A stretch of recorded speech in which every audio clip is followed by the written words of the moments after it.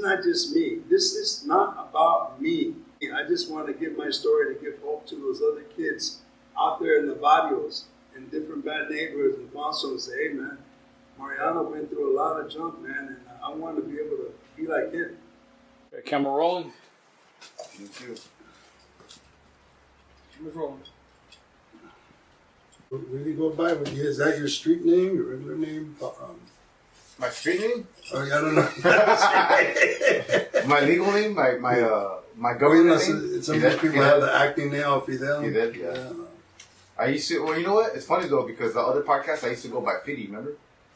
That was your nickname. That was my nickname in high school, so they used to call me Fiddy, and I still to this day have people that I interviewed back then, and they still call me Fiddy. I mean, it's only been a year and a half, but they still just know me as Fiddy, even though I dropped it for this one. Now I just go Fidel. Matter of fact, I say the full name now, like, because it's just, I don't know, I want to do that. But if you're ready, so, now I do something like, hey, what's up, everybody? This is Fidel Abundante Jr. This is Talking Again podcast. We are here at the Tap Studios with none other than MarianoBigDawg Mendoza. That's right. How are you, Mariano? Blessed, brother. Yeah. Good, man. I've been waiting for this podcast since Mark told me about it. But yeah, that was like a year and a half ago or something when he was on. May he rest in peace, Mark. But yeah, he, like I mentioned to you, Mark always wanted to go big. He never did anything small just to kind of do it. He went big. So that's why I think it took so long that he just couldn't find the right thing. I mean, we talked about doing something at his house at night with a fire out going on and explosives and this and that. He wanted a big production. It just never came to fruition. Terminator, Rambo. I was born in LA General Hospital, the biggest hospital in the country, pretty much. In East LA, you guys know that area. So again, being in and out of foster homes since the age of 9, my first foster home was in Norwalk. Norwalk, I would have to say, is my hometown. There was a street called Molet Street. That was my foster parents. That's where they lived. I went to Glacier Elementary School. And from there, I was there a couple years. And I moved from foster home to foster home, not because of me being a troublemaker. That's just the way the system is. I was even in McLaren off for 3 or 4 months. All these things impacted my life. No father figure. My mom had her own problems. She did the best she could.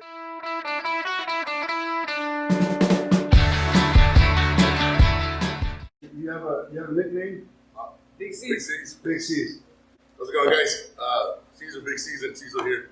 I have the honor of working with Mariano today in his film, Little Boy the Raging Bull. I met Mariano when I was in high school. Matter of fact, I was a freshman. I think he was a senior. We were in the track team. And Mariano looked nothing of what he looks like today. Mariano was a skinny Mexican. He was one of the powerlifter guys, and I was the powerlifter for the teenage category. And it so happens that, CT Fletcher was here. I met CT here when I was 16. And watching this guys lift some heavy weight was a big part of what I am today. Him, CT, Mariano, Todd Medina, fighting-wise, that's what makes me Ceasar, Big C's today. It all started when I was at that age. Yes, I work for the post office, but my love, my passion is working out and fighting.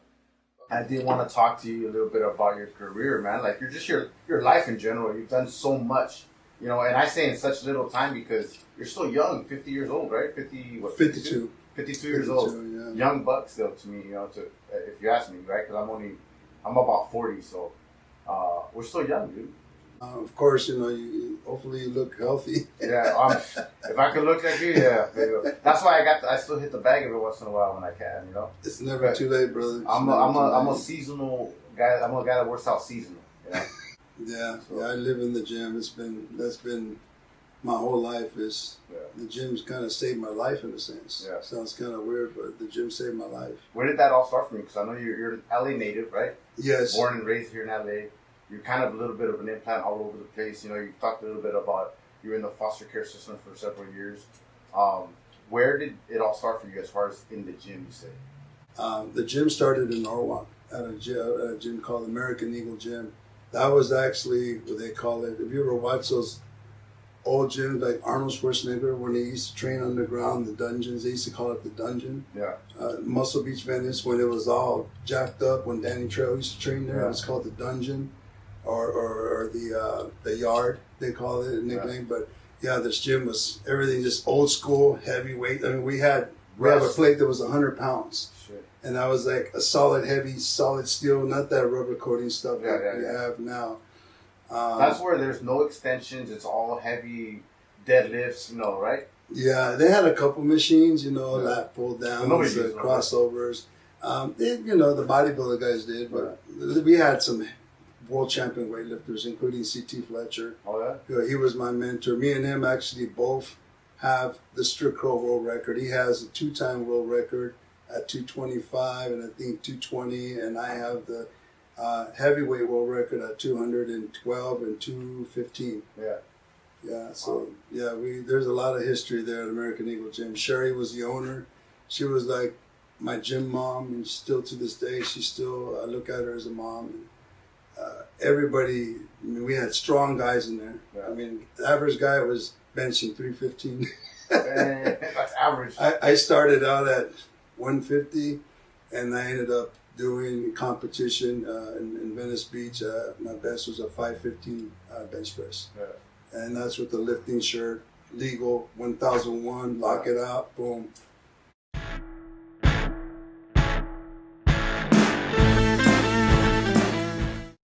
Pizarro here, guys, the creator of Operation Repo, the TV series, and Fugitives of the Law. You want to know how I met Mariano Big Dawg Mendoza? You're about to hear the story. So, it's just one of those exciting days where we're filming out in South Central. And it was just a lot of people around, and producers and camera guys, and we were in for a surprise, no doubt. So we went to go knock on the door to ask the lender for the keys of the car, and this big guy came out. I go, wow, that's a big guy. I'm like, we're gonna have a problem with this guy, So we were a little worried about it, and the guy says, I'm not the guy you're looking for. It's that guy. Then all of a sudden, out of nowhere, this monstrosity of a man that dwarfed this giant man, Mariano Mendoza. Wow, I see why they called him Big Dawg. So when he came outside, gee whiz, man, let me tell you. Matt was surprised. Freud was surprised. I was surprised. Sonia. Everybody was like, we are in trouble. And let me tell you, the scuffle that went on between him and Matt was insane. Insane. These two guys, they were going at it. I'm like, who's going to stop these guys? Mariano has been a great guy. He's I knew he lifted, and once we lifted in the same team, like I said, I was in the teenage category. He was in the men's category. I found out that he did kickboxing, and then I had a story that Mariano beat up 3 people or 4 people at the same time, and I was like, the skinny guy from high school beat up 4 people. Well, next thing you know, Mariano, he got yoked down, and he was able to throw some kicks, kickboxer, and I found out that he's a different guy from what I knew in high school, and but still a great guy, awesome guy. From what I know today, who I got the pleasure to meet. My dad, he lives in Mexico. He died about 10 years ago, and I got to see him about 5 times in my life. And so, you know what? I ended up, a neighbor friend of mine in Norwalk called Fernando, he introduced me to Christ. He was a bodybuilder, and we started lifting weights, and that's how we built that relationship. And it was because I had a lot of anger. Nothing could stop me, but I was very motivated because as a kid growing up in an abusive home, I was always told, you're not going to be nothing, you're not going to succeed in life, you're dumb, all these different things, right? So what did I do? Right after high school, my foster dad, my first foster parent, he was a World War II veteran. He fought in Iwo Jima, Japan. He was my mentor. He was a Silver Star, Purple Heart recipient. He's the one that motivated me to join the military. I joined the Navy right after I graduated from John Glenn. I went to NTC, and then I went to Japan. I was stationed there.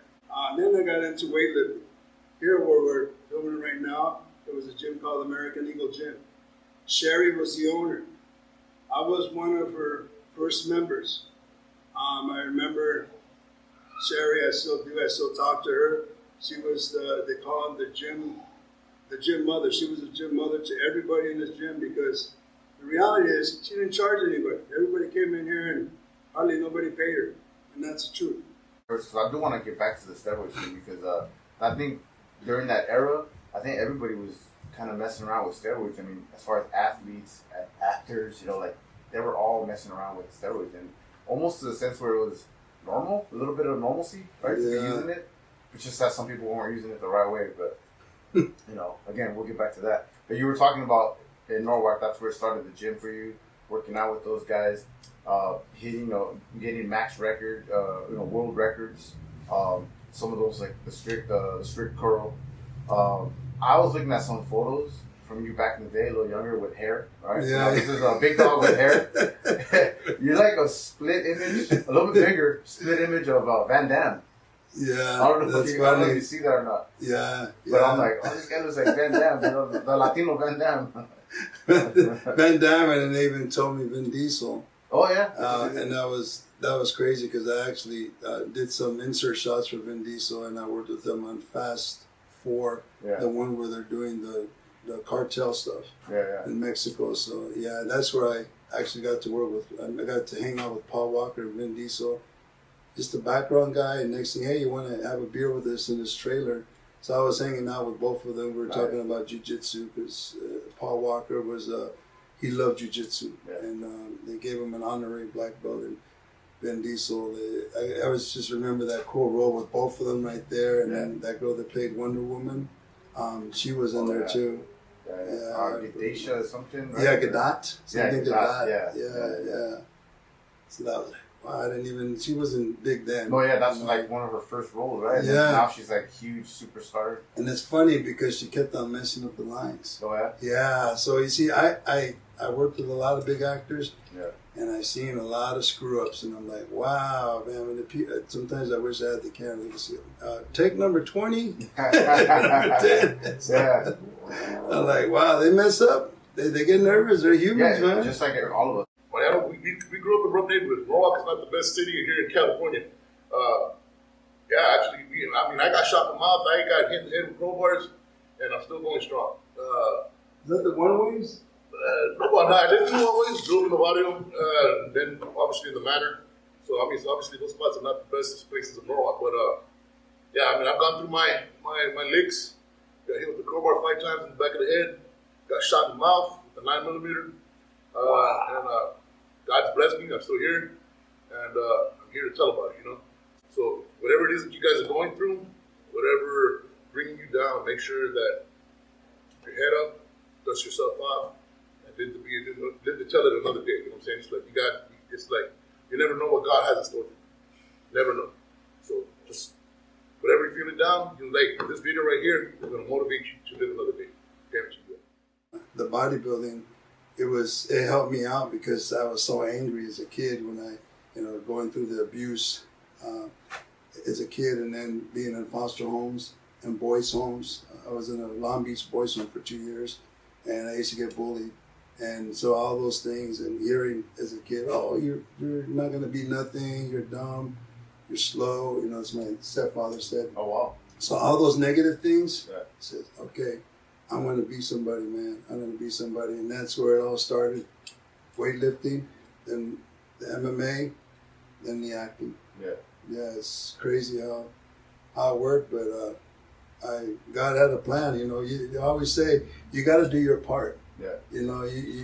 People don't understand all the hard work it takes to be the best or the top guys in the world. And I was one of the top guys in the world. Yeah. By Grappler magazine. I got a couple magazines that say at the bottom with all the other legends, the top 100 most scariest fighters in the world, and I was on there, which is really cool. Black Belt magazine, Kung Fu, 6 other MMA magazines. People that fight, you guys know that when you're in the school, it's like fighting family. It's like, hey, the family, you kick each other's ass, but outside of that, you're not going to let none of your family members get their ass kicked by anybody else except for your family. Because at that time, I was benching about close to 700 pounds, and I was able to run a 40 and a 4.7, so I was pretty fast, pretty quick. And you mean you're stronger than cartel muscle?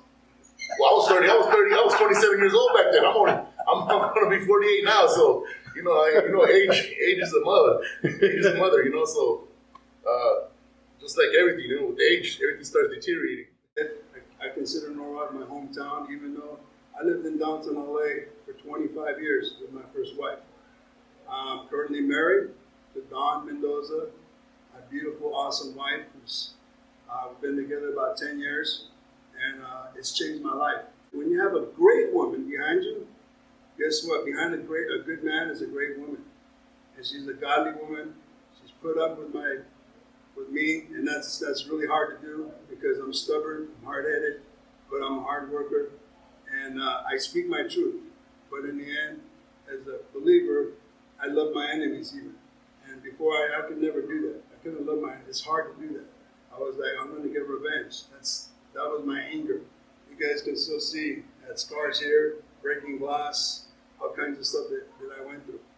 So going off of that real quick though, you're training when you got into MMA. What gym were you training at? Because I know you were training with guys like Frank Shamrock, Chuck Liddell, but what was the camp or gym? Was there any gym? Yeah, there was I trained out of what is it called? 10th Planet. Oh, okay. They had one with Eddie Bravo, yeah. who he actually trained Joe Rogan. Right. Right. I think he gave him his belt. Yeah, exactly. Yeah, he worked with him. I trained at Long Beach Muay Thai Academy. I trained with Koban, with Saxon. Oh, wow. All these guys are legends from Thailand, over 200 fights. They started fighting when they were 10 years old. Over in Thailand, they fight to support their family. Yeah. And it's no joke. I trained at... they have a lot of fights, not just like, they fight a few times a week, right?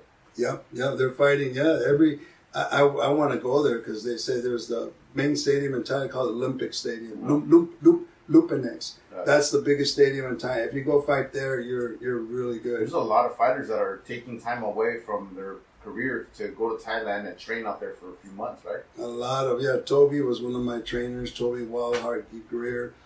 He was a TFA champion. I was a fight promoter also, and I was a referee 6 MMA fights for TFA. So this is before you had to be licensed to be a referee. But this is when it was bare knuckle. It was pancreation rules: close fist to the body, slaps to the head. Yeah.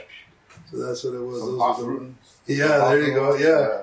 Then I got into the movie industry again here in American Eagle Gym. There's a guy named Ryan Combs. He gave me my first break. Ryan Combs has a company called Iron Hog Productions. He did a lot of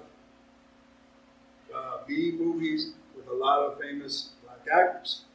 And Ben Rhymes was one of them. So he did a lot of work with Ben Rhymes. And my first movie was with Corrupt. I break Corrupt's neck in the movie. That was my first big part. A couple of lines, nothing big. Gangster Party. And then he did Straight Outta Compton. Ryan Combs, the original one. I wasn't in that, but some of the gym members were in that movie. And Ryan Combs is no longer producing movies right now, but he gave me my break. And I didn't want to be an actor, to be honest. That was not my goal. I wanted to be a fighter. I wanted to be a world champion weightlifter. And again, as you get older, it gets harder. And next thing you know, I got an agent. And I got another agent. I got 3 managers, 2 agents.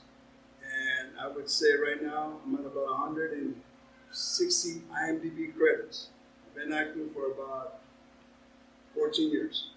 And it has been, it's been a fight. There's been some great years where I'm doing good, I'm working, I'm booking stuff, big stuff, Ray Donovan, Eastbound and Down, The Mentalist, Entourage, Rob Zombie's movie, 3 from Hell, with Emilio and Danny. I've done over 7 movies with Danny Trejo, Machete, the most famous Mexican actor in the world. I worked with Emilio Rivera, another guy from Sons of Anarchy, the Mayans. Actually, I'm good friends with Dan Caldwell. Dan Caldwell, he's one of the creators of Tap Out with Scrape and Punk Ass. Yeah. Well, his nickname is Punk Ass. Yeah. But we were at Tap Out downtown LA. That was probably about 18 years ago. Oh. And Mark was the owner, and we had all kinds of people come there.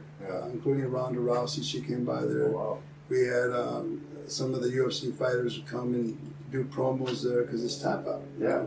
Yeah. I was actually, it's funny, I was actually, when I fought in Brazil, I was in a magazine article. You can go to my Facebook, and I was in Hustler magazine. Oh, yeah? Yeah, and they showed my neck, and they showed my, not to brag, but I had traps. the biggest traps. Yeah. Right here, they called me No Neck Big Dog. And so they said, yeah, would you like to meet this guy in a dark alley? And that was Hustler magazine. Right. I still have that picture. Of course, I didn't have the other stuff.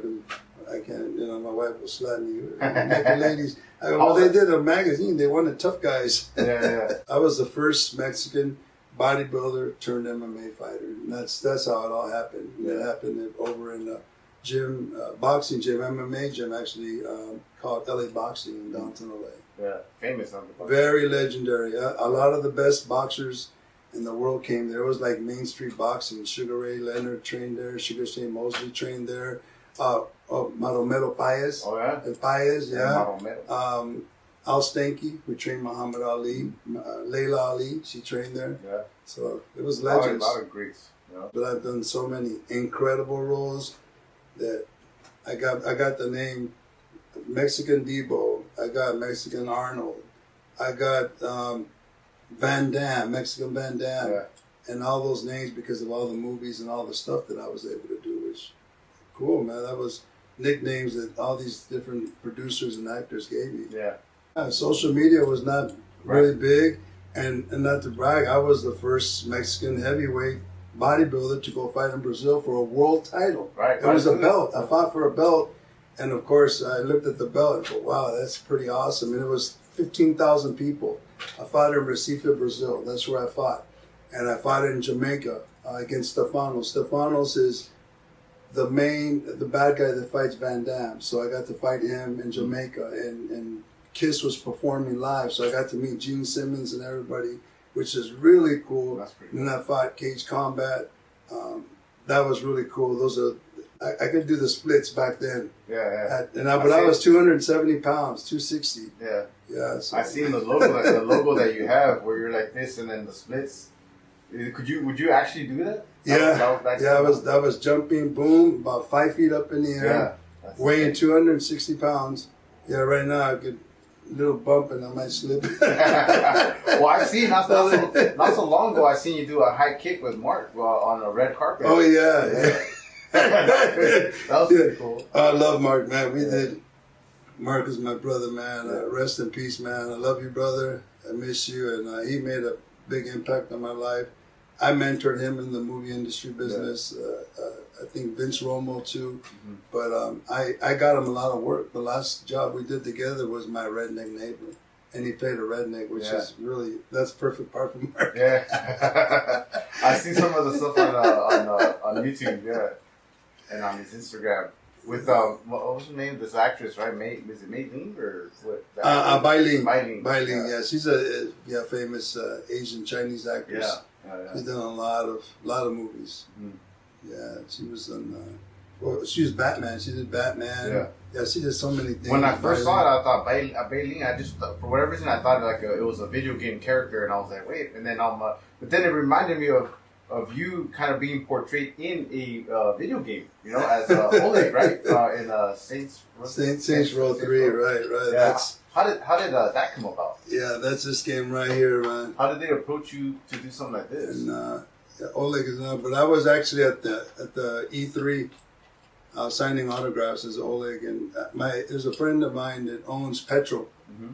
They did but they did a lot of the video games back then. Yeah. THQ, I remember THQ, mm-hmm. EA Sports. They did all that stuff. THQ, Right, so I got to work in WWE, the UFC one, Saints Row, Mad Max. I was even in Mad Max, a video game.